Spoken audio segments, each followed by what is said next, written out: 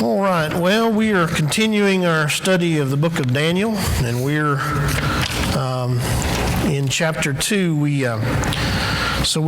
got through last time the very strange dream of Nebuchadnezzar and its interpretation,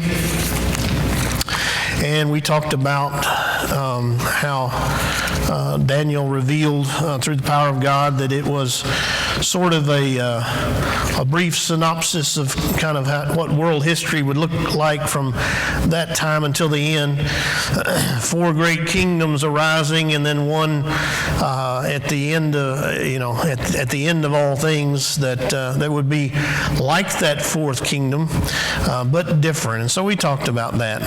So we're going to pick up tonight with verse 46 and of chapter 2, and see that King Nebuchadnezzar is just so grateful. He's praising God. He's praising Daniel. He elevates Daniel. He elevates Daniel's friends. All is well in the kingdom, but that joy and praising is going to be short-lived. All right, so let's take a look. Let's take a look at this, verse 46 of Daniel chapter 2. Then King Nebuchadnezzar fell on his face, prostrate before Daniel, and commanded that they should present an offering and incense to him. The king answered Daniel and said, "Truly your God is the God of gods, the Lord of kings, and a revealer of secrets, since you could reveal this secret." Then the king promoted Daniel and gave him many great gifts, and he made him ruler over the whole province of Babylon and chief administrator over all the wise men of Babylon. Also Daniel petitioned the king, and he set Shadrach, Meshach, and Abednego over the affairs of the province of Babylon, but Daniel sat in the gate of the king. I'm trying real hard not to cough into this microphone again. It's just allergies and sinus drainage, I promise. But I know it freaks people out when you cough these days. Yeah, it's something blooms or dies or something in Oklahoma that gets me all tore up. All right, so let's talk about this. King Nebuchadnezzar, he falls on his face. He's so excited that Daniel has interpreted his dream for him, and he falls on his face before Daniel and wants to present an offering to him. And then he says to Daniel, "Your God is the God of gods, the Lord of kings, a revealer of secrets." So he's praising God. He's praising Daniel. Do you think that Nebuchadnezzar's response here represents a true conversion experience? Is he a true believer or not? Okay, we're shaking our heads. Why not? Chapter 3, yeah, exactly. That's right. But when we get to chapter 3, he's back to his old ways again. Do what? Your God. Yeah, that's right. He never says my God. It's your God. Based on chapter 3 and beyond, we're going to say probably not. Like a lot of people today, he recognizes God's power, but he's unwilling to submit to him. I think there's a lot of people today that believe in God and believe God is powerful, but they're not willing to submit to him. Also, fear. Fear is a motivator, but it's a very poor one. I've lost count of how many hospital beds that I've been to of people that have told me, "Oh, preacher, if the Lord will just heal me, I'm gonna walk that aisle. I'm gonna rededicate my life, and I'm gonna be in church every time the door's open," and blah blah blah. And then God, heals them, and they get well, and they leave the hospital. but they get too well to come to church because they're out on the golf course or the fishing hole or whatever on Sundays, but you never see them at church. It's amazing how many promises we make to God when we're scared, and then when everything's going good again, we forget all about those promises. So Nebuchadnezzar seems like one of those kind of folks that he's scared from his dream.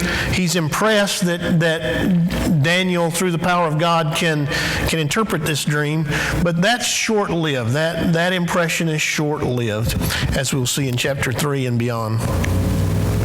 So Daniel is promoted. Also, Daniel's friends are promoted.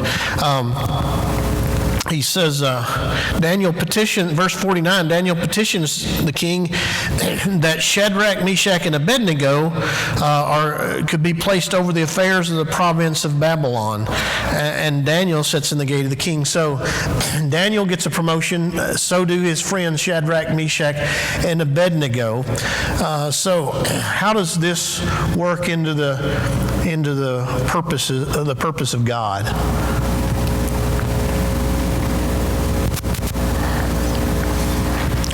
What's going to happen to Shadrach, Meshach, and Abednego? They're going to get thrown into the fiery furnace in chapter 3. We're going to look at that in just a minute. What's going to happen to Daniel?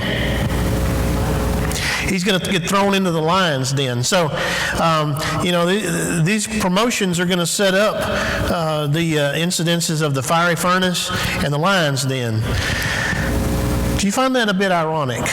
That God is at work accomplishing his purpose, and out of that Daniel gets thrown in the lion's den, and Shadrach, Meshach, and Abednego get thrown in the fiery furnace.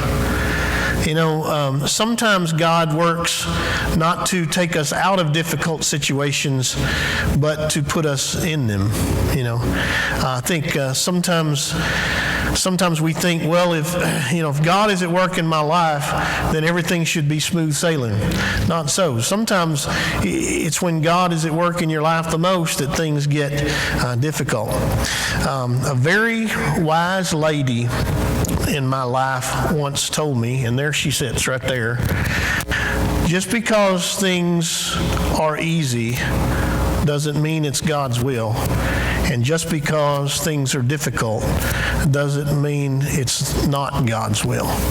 And I think, that's certainly the lesson that we have from Daniel and his friends here, that God is at work in their life, and God is accomplishing his purpose in their life, but things aren't going to get easier for them. They're going to get more difficult. So what am I saying to you? That when God goes to work in your life, it doesn't necessarily mean things will get easier for you. It might mean they're going to get more difficult. All right? Encouraging words tonight, right? All right.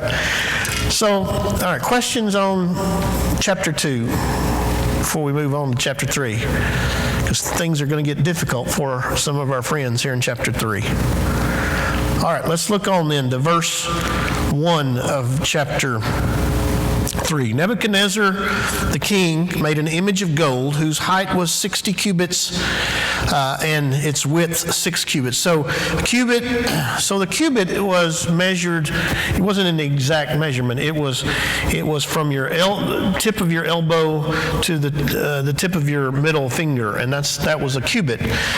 So just for convenience sake, modern scholars estimate it to be about 18 inches. I got long arms, so I'm probably a little bit beyond that, but 18 inches in that day, that would be about it.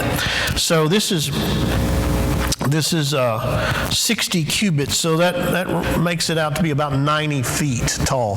So that's we said the peak of this ceiling was 35 feet. So you're talking about a statue almost 3 times as tall as the crest of the ceiling there. So you kind of get an idea of how massive this thing was.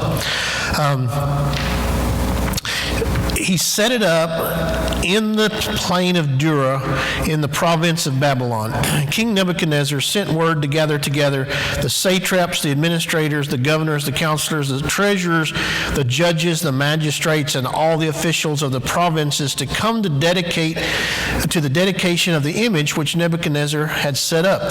So the satraps, the administrators, the governors, the counselors, the treasurers, the judges, and the magistrates, and all the officials of the provinces gathered together for the dedication of the image that King Nebuchadnezzar had set up, and they stood before the image that Nebuchadnezzar had set up.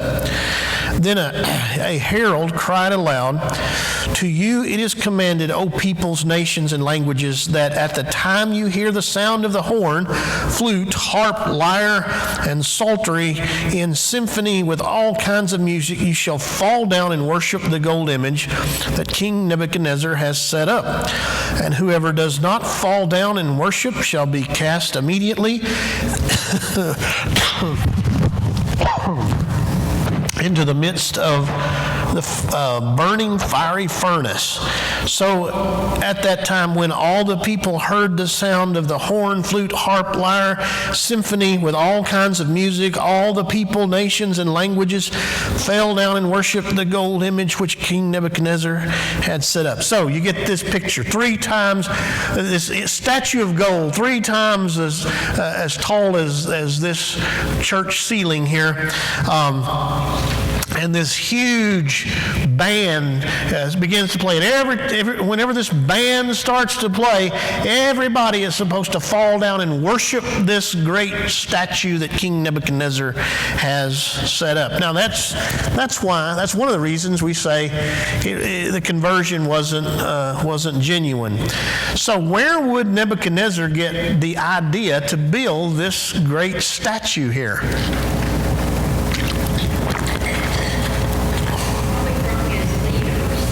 From his leaders, possibly. There you go. Yeah, he had that dream. And most scholars think that the idea came from the dream, because that's basically what the dream was, this huge statue. Now, it wasn't all gold. It had a head of gold. But in the interpretation of the dream, Nebuchadnezzar is told that he is that head of gold. So he creates this huge statue that he sees from his dream, because, now get this, God gives him a dream to humble him, and he uses it as a source of pride and idolatry. Does that ever happen today? You know, that we're given something in our life that we should be humbly grateful for, and we use it as a source of pride, and it becomes an idol to us. And so we don't know for sure that that's where he gets the idea. It doesn't say that's where he gets the idea from, but you know, it stands to reason that that's a good possibility. And so the king builds this huge statue, and he makes the decree that anytime the music plays, you're supposed to bow down and worship this image, this statue. All of the court officials are supposed to worship this statue. What was the purpose of this?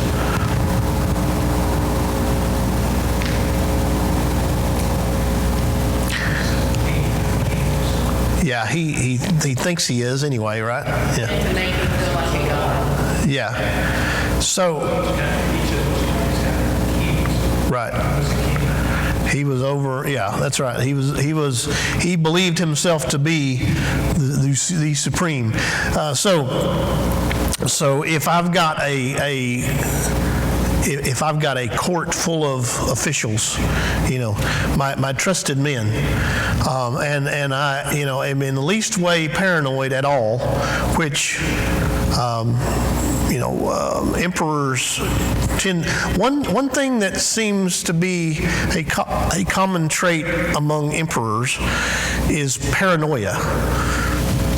I I guess it comes with the territory, but if you look through history, most emperors have sort of a streak of paranoia running through them. And so if I'm the emperor of Babylon and I've got all these court officials and all these conquered leaders and all of that, and I'm paranoid and I want to make sure that all of these people who are in my service are actually loyal to me, how do I do that? Well, I make a huge statue of me, and I have everybody fall down and worship it. Because to fall down and worship my statue is putting your allegiance ahead of not only other kings, but also other gods. You're not supposed to worship any god but me, Nebuchadnezzar alone. That's the idea there. So he's going to test the loyalty of his court officials. Questions on those verses? And we'll move on as we move through this. Look at verse 8. Therefore, at that time, certain Chaldeans came forward and accused the Jews. They spoke and said to King Nebuchadnezzar, O king, live forever. You, O king, have made a decree that everyone who hears the sound of the horn, flute, harp, lyre, and psaltery in symphony with all kinds of music shall fall down and worship the gold image. And whoever does not fall down and worship shall be cast into the midst of a burning fiery furnace. Therefore, there are certain Jews whom you have set over the affairs of the province of Babylon, Shadrach, Meshach, and Abednego. These men, O king, have not paid due regard to you. They do not serve your gods or worship the gold image which you have set up. Okay, so the Chaldeans, which remember, the Chaldeans they were part of that group that was sort of under the gun to interpret the king's dream, and they could not do that. So certain of these Chaldeans, they come to the king and they say, hey, there's some Jews that aren't worshiping your image, your statue, King Nebuchadnezzar. Now, what do you think would make them do this? Why would they snitch on Daniel and his friends? Jealousy, yeah, jealousy. Remember, Daniel could do what they could not. So there's jealousy there. Then as a result of him being able to interpret the dream, Daniel gets promoted, and who does he promote? His friends, Shadrach, Meshach, and Abednego. Now, who's sitting there watching that? The Chaldeans, and they're like, man, that should have been me. I should have got that promotion. So there's jealousy, and so they respond when they have an opportunity to get the ones they're jealous of. They do that. They react in human nature. They don't react in God's nature, but they react in human nature, and they go to get the ones that they're jealous of. And they bring 3 charges against Daniel's friends, Shadrach, Meshach, and Abednego. What are the 3 charges? They pay no attention to the king. What's the second one? They don't serve the king's gods. And then finally what? Yeah, they refuse to worship the statue. They don't pay attention to you, king. They don't serve your gods, and they don't worship your statue. So, what's the response going to be? Questions on those verses? See, Daniel is he's not in this at this point. Maybe he has a position high enough that he sort of escapes their view. And we're going to talk about that a little as we get a little bit later on. Why isn't Daniel in this? But maybe he escapes their view, or it's just not that these are the ones that they pick on. Yeah, I mean, if you look at, where do I have that? I have that somewhere. I know I do. Okay, look at your application. Under application, where is Daniel in this story, and what are we to make of this? All right. So this is what I said. perhaps he's in a high enough position not to catch the attention of the accusers. And then I also said this: we don't all have the same test. And I think that's important to know. Some have the fiery furnace, some have the lion's den. Daniel's going to have his own test. He's got the lion's den coming. Shadrach, Meshach, and Abednego have the fiery furnace. So we don't all have the same test, and we don't get to choose our test, only how we respond to them. You don't get to choose what test you have. And I got to thinking about, the hurricane coming. I've lived through 2 hurricanes. I pastored for 15 years in southeast Texas, lived through 2 hurricanes. Lived through Hurricane Rita and Hurricane Ike. Those were the big ones. There were some more small ones that came through. Those were the 2 big ones. I don't wish it on anybody. I don't care to go through it myself. And I thought, as I was calling all my pastor buddies and friends from down there, and they're like, Mark, I don't know that we're going to have a church to come back to. I don't know that we're going to have a home to come back to. And, I know what it is to pick up, what little few things you can throw in a car, pictures and things. I know when we evacuated for Hurricane Rita, and of course, I'm a North Texas boy. I didn't grow up around hurricanes. I didn't know nothing about them, and I just knew that they were saying that, get what you can get and get out of there. And we had an old Kia minivan at that time, and we packed stuff. We had packed pictures. We packed my ordination certificate. We packed everything we could, family photo albums and everything in that. I saved four seats. Some of you are going to get mad. I already know I shouldn't have started on the story, because some of you are going to get mad at me for saying this, but I'm sorry, started now. So I think it's funny. Some of you won't, but anyway, we had I saved 4 seats, one for each of us. Me, Lisa, and both boys. And the boys were like 6 and 4 or something, I think, weren't they? Yeah. 5 and 4. We hadn't quite turned. So we're getting all, and I got just enough room and nothing. I barely was able to close the deck lid thing on the thing, and I'm like, all right, get in there. We got to get out of here. And Lisa's like, she comes pulling our little dog around. We just had the one dog at the time. Come pulling our little dog around there. She's like, well, we got to get. Was it Brenda that we had at that time? No, Bo. We got to get Bo in here. I said, we got no room. We got no room for Bo. Look at the car. I've got 4 seats. She said, but we can leave him here. I said, okay, you want to leave Landon or Parker here? Which one you want to leave? So anyway, so she said, what are we going to do? So we just opened the gate, and like, okay, Bo, you're on your own. Good luck. And but we came back. You can never get rid of a bad dog, because we came back like 2 weeks later, and Bo was standing there. People's whole houses were blown away, but not my dog. He's standing there. So anyway, where was I going with all this? I don't even remember where I was going with all this. We have it, yeah. Oh man, I don't even know. That's just crazy. Anyway, I say all that to say, I was thinking, man, why am I not down there facing another hurricane like that? And I know it's not because I'm any better or more deserving to miss it. But I think, as I was pondering that today, God kind of said, don't worry, Mark, you've got your own test to face. And I said, okay, thanks. I don't know. It'll be a test. But, I've done the hurricane test a couple of times, and now I'm doing the Oklahoma test. So far, the hurricane's worse, so we'll see. No, I'm just teasing y'all. But, I don't know where. I was just chasing a big rabbit there. Anyway, moving right along.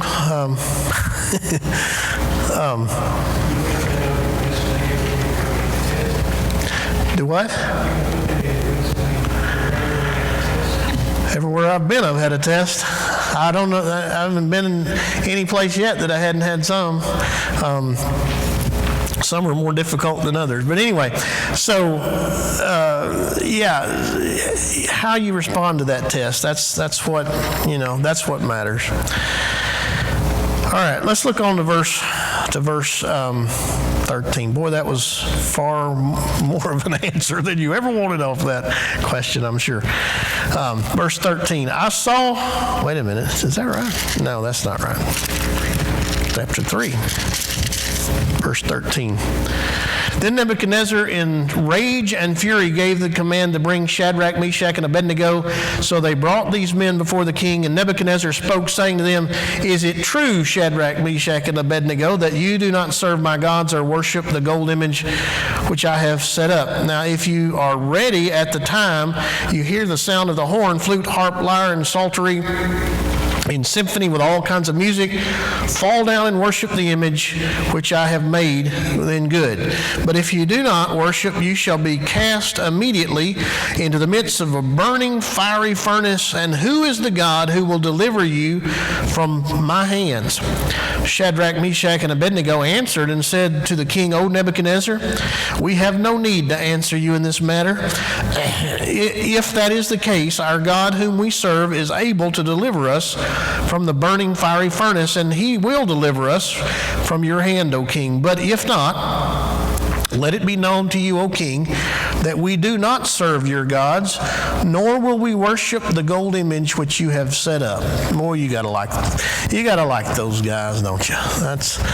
So the king says, "What God will save you? If you don't worship this image, I'm going to throw you into the fiery furnace, and what God will save you?" So what does this tell us about his experience with the dream that he had? It's short-lived. Whatever shock and awe and fear he had from the dream that God gave him, it was very short-lived, and he's forgotten all about it now. He had witnessed God's power, but he still didn't understand God's omnipotence. In other words, he believes God is powerful, perhaps. He just don't believe God is as powerful as him. Yeah, Daniel, your God is powerful, just not as powerful as me. So arrogance is going to prove to be his downfall. And boy, when God humbles somebody, it can be quite a sight. And we'll get to that. And it'll be a few chapters over. But before Nebuchadnezzar's humbling's over with, he'll be crawling around on the ground, acting like a goat, or so he's gonna, or a cow, or whatever. He's gonna, God is gonna bring about the humbling, and it's not going to be a pleasant thing for him. So it seems like every time God demonstrates his power to Nebuchadnezzar, Nebuchadnezzar is convinced for a short while and then quickly reverts back to his old ways. Now, what other Old Testament king does this remind you of? Pharaoh from Egypt, yeah. It's interesting that the story of the Exodus begins by saying Pharaoh hardened his heart. God, sent this plague, and Pharaoh hardened his heart, and then God sent another plague, and Pharaoh hardened his heart. But by the end of the Exodus story, it no longer says Pharaoh hardened his heart. What does it say? God hardened Pharaoh's heart. It seems as though when we begin a process of hardening our heart against God, then ultimately God will finish the job. It's what happened with Pharaoh, and apparently what seems to be happening with Nebuchadnezzar here as well. So, now, I really like the story of Shadrach, Meshach, and Abednego. I like their character. I like their response. They say to King Nebuchadnezzar, we're not going to worship your statue. We don't worship your gods. And if you throw us in the fiery furnace, that's fine. Our God is able to deliver us, and he will deliver us. But even if he doesn't, what? we're still not going to worship your statue. I believe that God will save us.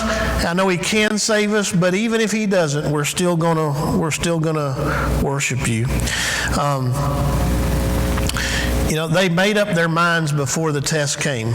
And that's what you have to do. You can't wait till the test is upon you to try to figure out how you're going to respond. A long time ago, they made up their response they made up their minds that when the test came, we're going to respond by being faithful to God no matter what. And to me, this is real faith. This is the kind of faith that says, I know God can, but even if He doesn't, I'm still going to serve Him. There's a lot of people who have, in my estimation, a warped view of what faith is.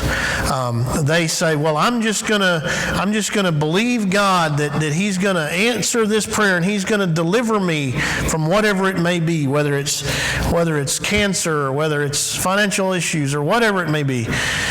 Well, then, if God doesn't do that, well, I've already named it and I've already claimed it, and I know that I had the faith, so God must not, either God isn't real or God doesn't love me or God's a liar. I mean, those are your options off of that. That's not real faith. Real faith says, I know my God can deliver me, but even if He doesn't, I'm still going to worship Him, not the idol. I'm still going to serve Him. How many of you have seen the movie Facing the Giants? You need to if you haven't, and it's a great movie. But in that, it's about a football coach at a Christian school, and he's talking to his kid. He kind of finds Jesus through the course of the thing and of the movie, and he's telling his team. He says, "If we win, we're going to praise Him, and if we lose, we're still going to praise Him. But we're not going to walk off that field without having given God our best." That's such a powerful line. I mean, so many in our world today, I'll praise Him if I win, but I'll curse Him if I lose. That's not real faith. Real faith is like Shadrach, Meshach, and Abednego. If I win, I'll praise Him. If I don't win, I'm still going to praise Him. If God delivers me, I'm going to serve Him. I know He can deliver me. If He don't deliver me, we're still going to serve Him. We're still not going to worship your God. So I think there's a lot to be learned there in that. Questions? Comments? All right, I'm moving kind of quickly through to get kind of through this. Let's look on to verse 19. Nebuchadnezzar was full of fury, and the expression on his face changed toward Shadrach, Meshach, and Abednego. He spoke and commanded that they heat the furnace 7 times more than it was usually heated, and he commanded certain mighty men of valor who were in his army to bind Shadrach, Meshach, and Abednego and cast them into the burning fiery furnace. And then these men were bound in their coats, their trousers, their turbans, and their other garments, and were cast into the midst of the burning fiery furnace. Therefore, because the king's command was urgent and the furnace exceedingly hot, the flame of the fire killed those men who took up Shadrach, Meshach, and Abednego. And these 3 men, Shadrach, Meshach, and Abednego, fell down, bound into the midst of the burning fiery furnace. Okay, so everything's all well and good with Nebuchadnezzar. He says, well, I'll just explain this to these guys, and surely they don't understand, but, look, Shadrach, Meshach, and Abednego, when the music plays, you're supposed to fall down and worship this statue. Now, some people say you don't do that. I'm going to give you a chance to do it, and if you'll do it, all well and good. But if not, now I'm going to have to throw you in this furnace here. And they say, well, you can do what you want to us. God is going to deliver us anyway, but even if He doesn't, we're still not worshiping your statue. And the king's countenance changes at that point. Then he realizes they're serious. They're not running a bluff. They're for real. And so he's infuriated.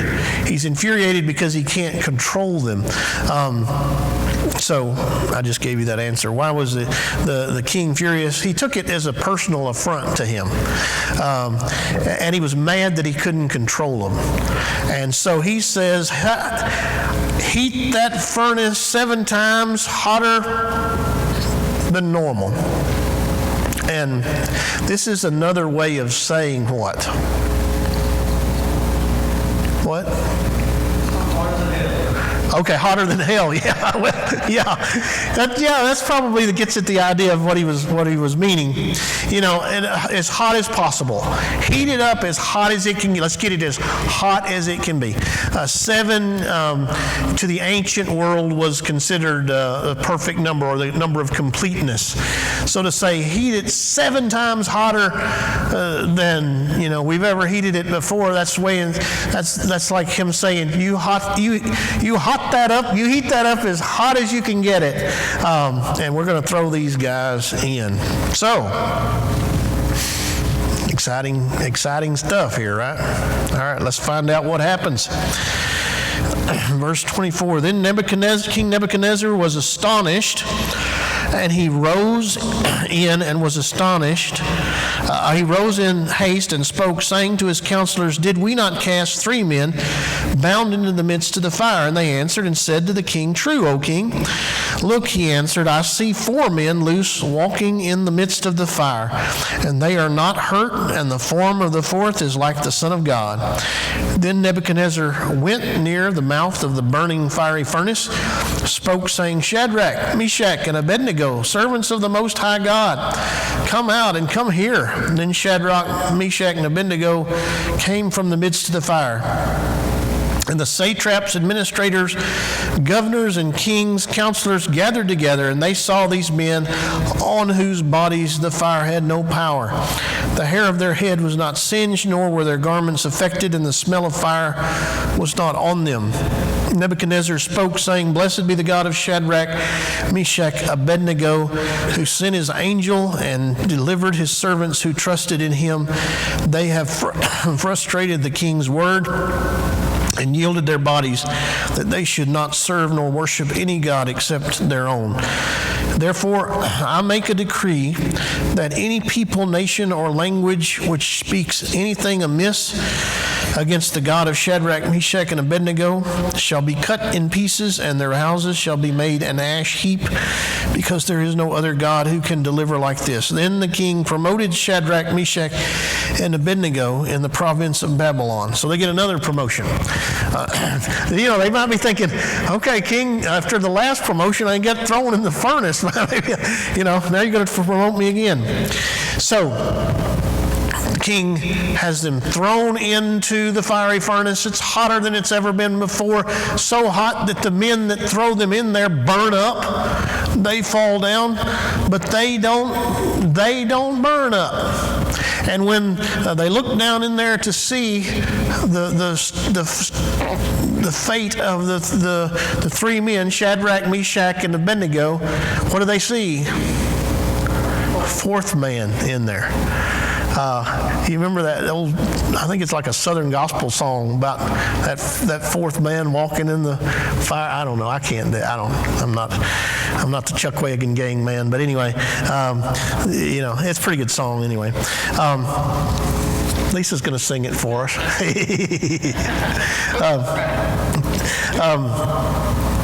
Now, so who was the 4th man? And I think that even in the song it said something about who was the 4th man, and it seeks to answer that. So, who was the 4th man? Well, there's really, you could speculate a lot. The answer that comes to the king says the 4th man, the form of the 4th man is like the Son of God. Now, I would point this out to you that the Hebrew form of this word is plural for God, and don't ask me why it is. It's just the way it is.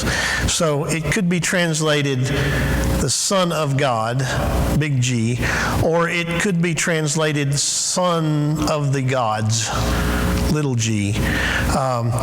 The only reason why that could be what he's saying is because Nebuchadnezzar worships many gods. And the Babylonians, they don't worship the one true God. They worship many gods. And so perhaps they look in there and they see this guy, and Nebuchadnezzar says, who is it? Well, it looks like a son of the gods, perhaps.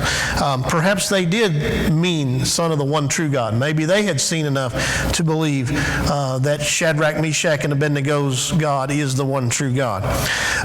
But regardless of what they meant it to be, our question is, who was it? And really, as I see it, you got two options as to, who or what it could be. What's one? The pre-incarnate Christ.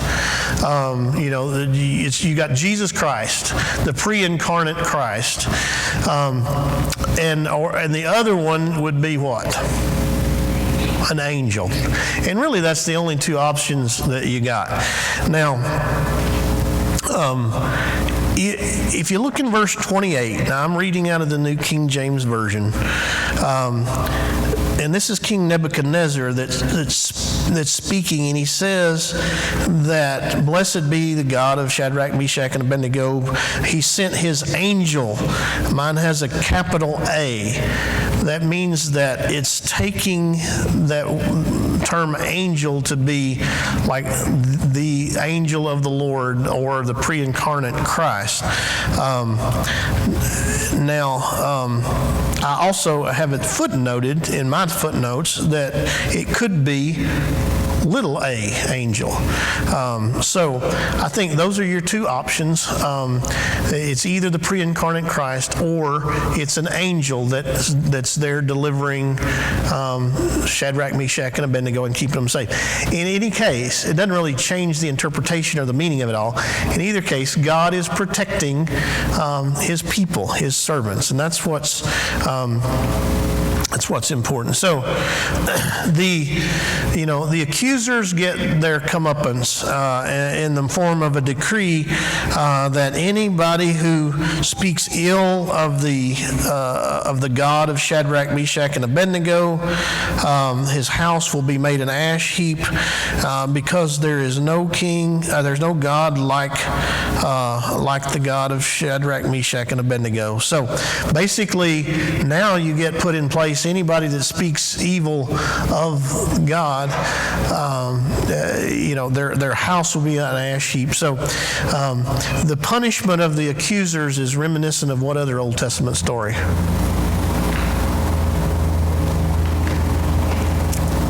Remember the Old Testament story where the guy hated the Jews, and he had the king pass a decree that that on certain day all the Jews would be put to death, and he hated the Jew Mordecai. And so this Haman, he so hated Mordecai that he's actually building a gallows to hang Mordecai on. But God delivers, and the book I'm talking about is what? Esther. And what happens to old Haman? He gets hung on the gallows that he's building for Mordecai. Now, there's the lesson in that. Be careful of the gallows that you build for others. You may end up swinging on them yourselves. And so that's kind of the same lesson that we have with the enemies of God's people here. So the king makes this great pronouncement of faith. He makes a decree. The God look what he says, verse 28. Blessed be the God of Shadrach, Meshach, and Abednego. He sent his angel and delivered his servants who trusted in him, and they have frustrated the king's word and yielded their bodies that they should not serve or worship any God except their own. Then he makes this decree that no one is to speak evil of him. And then he says there's no other God who can deliver like this. So do you think his conversion is genuine this time? No. Nebuchadnezzar is like a lot of people.